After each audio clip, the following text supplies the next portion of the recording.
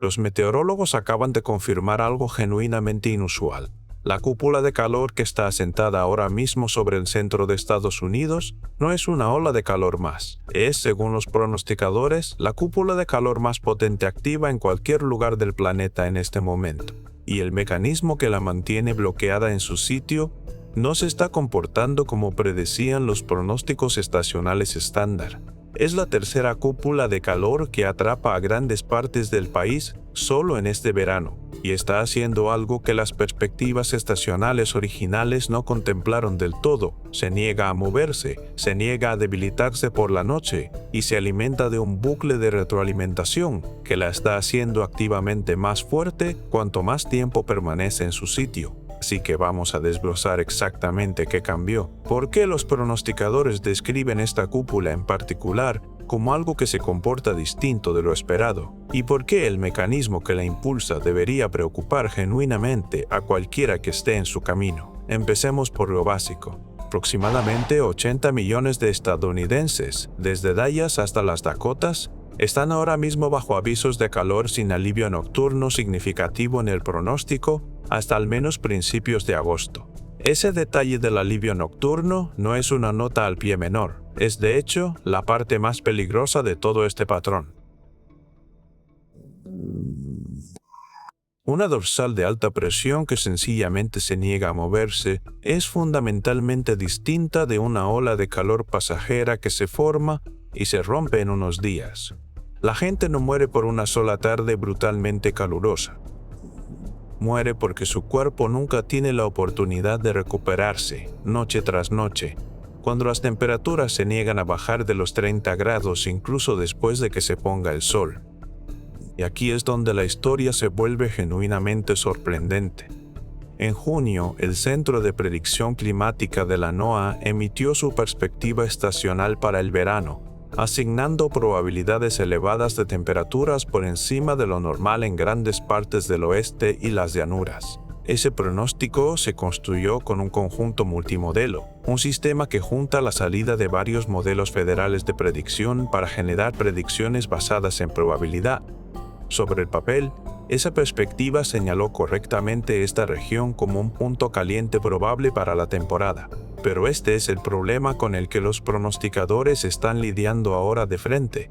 Un pronóstico estacional de probabilidad puede decirte que las temperaturas por encima de lo normal son probables en una región amplia. Lo que no puede decirte es exactamente cuántos días consecutivos de calor extremo e implacable debería esperar realmente una ciudad concreta, ni con qué intensidad una cúpula de calor puede reforzarse a sí misma una vez que se forma. Y este año, la superficie del terreno entró al verano ya más caliente y más seca que la línea base histórica con la que esos modelos fueron entrenados originalmente. Ese detalle importa enormemente porque el suelo seco se comporta de forma completamente distinta al suelo húmedo cuando le golpea un calor intenso. Y el suelo húmedo absorbe parte de la energía solar entrante a través de la evaporación, un proceso que ayuda de forma natural a enfriar la superficie y el aire directamente encima. El suelo seco no puede hacer eso.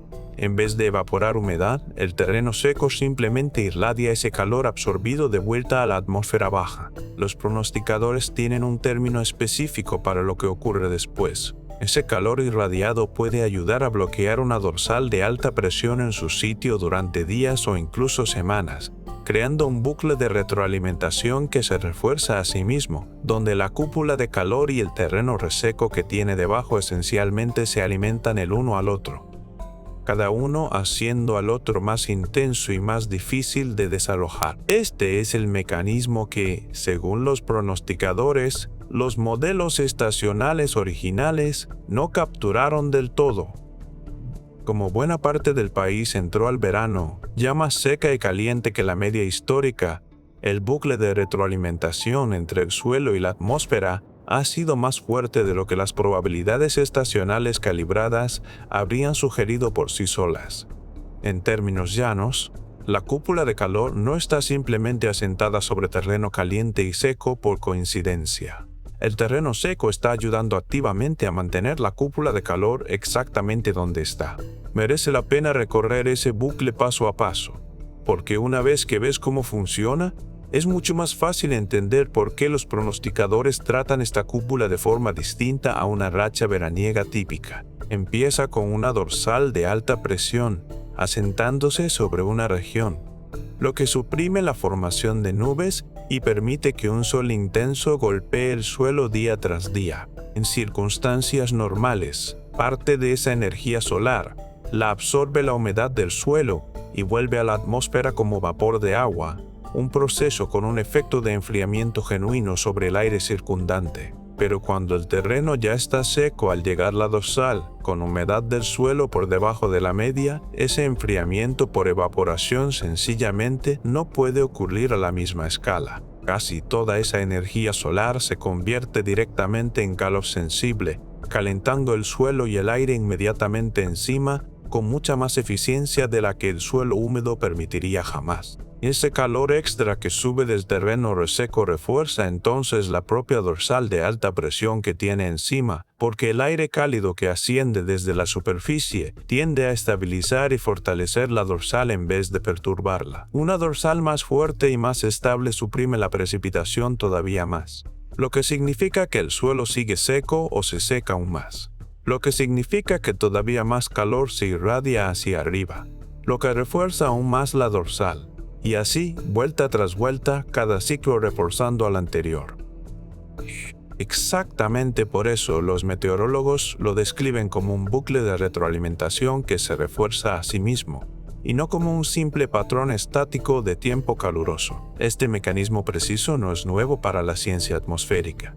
Lo que sorprendió a los pronosticadores este año es lo temprano y lo fuerte que se activó.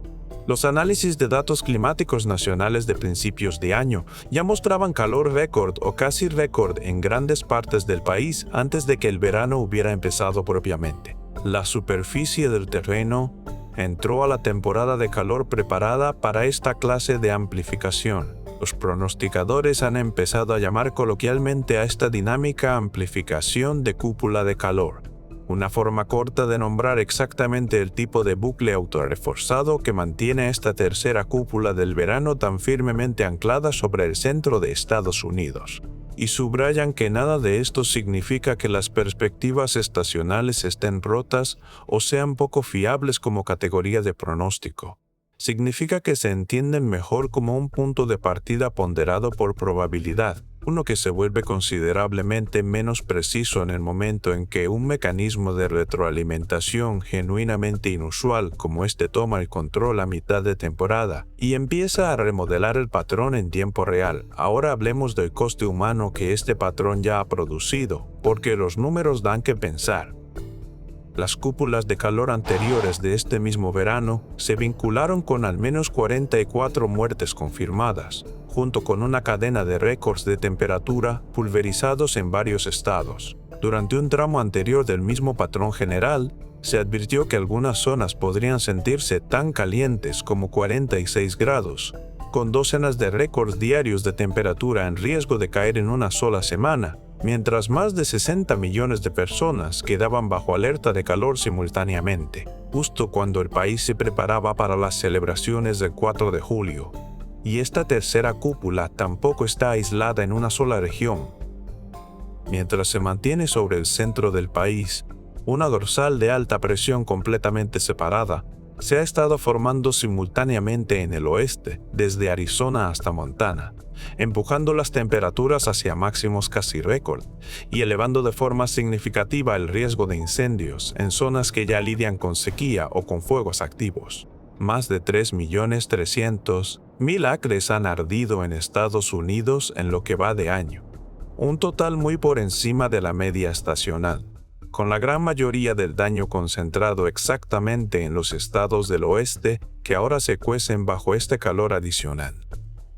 Los meteorólogos que siguen este patrón lo describen menos como un sistema de tormenta que vigilar y más como un relevo continuo, una cúpula de calor, entregándoles testigo a la siguiente antes de que la anterior se haya deshecho del todo. Hola o el pronóstico para esta cúpula sugiere que el peor calor se concentrará sobre Texas y la costa del Golfo durante un tramo antes de potencialmente redesarrollarse y extenderse otra vez poco después, alargando la ventana de peligro en vez de ofrecer esa ruptura limpia y decisiva que una ola de calor veraniega típica acaba entregando. Hay además una dimensión política en esta historia que merece atención real, porque revela un vacío importante en cómo el país maneja el calor como amenaza. Un grupo bipartidista de senadores y representantes ha presentado la Ley de Emergencia por Calor Extremo, legislación que añadiría el calor extremo a la lista de desastres reconocidos federalmente bajo la Ley Stafford, el mismo marco legal que permite a FEMA responder formalmente a huracanes e inundaciones. A día de hoy, esa legislación no ha sido promulgada. Bajo la ley actual, FEMA sencillamente no puede tratar una ola de calor con la misma autoridad de respuesta de emergencia que usa para un huracán. Aunque el calor mata consistentemente a más estadounidenses cada año que los huracanes, los tornados y las inundaciones juntos, según los datos de largo plazo de los CDC. ¿Y qué significa todo esto si estás bajo uno de estos avisos ahora mismo o si un patrón similar se desarrolla en tu región más adelante? Primero, las temperaturas nocturnas importan tanto como las máximas diurnas, si no más. Una cúpula que impide el enfriamiento nocturno es fundamentalmente más peligrosa que un día caluroso seguido de alivio real tras la puesta de sol. Segundo, una cúpula impulsada por retroalimentación tiende a ser considerablemente más terca y persistente que una ola pasajera. Conviene planificar para un tramo extendido de calor peligroso, no asumir que el alivio está un día o dos. Tercero, si vives en una zona ya afectada por sequía o incendios, las mismas condiciones secas que intensifican esta cúpula están elevando simultáneamente el peligro de fuego. Es un peligro compuesto, no una preocupación aislada. La gran lección de todo esto es que la sorpresa no es que haga calor. El calor extremo de verano, por desgracia, no es nada nuevo. La sorpresa está en el mecanismo. Un bucle autorreforzado entre el terreno reseco y una dorsal bloqueada que está permitiendo a esta cúpula persistir e intensificarse más allá de lo que el pronóstico estacional original anticipó. Esa distinción entre simplemente saber que hace calor y entender de verdad por qué el calor se niega a soltar puede acabar siendo lo más importante que te lleves del patrón de este verano. Cúpulas de calor consecutivas, cada vez más cercas,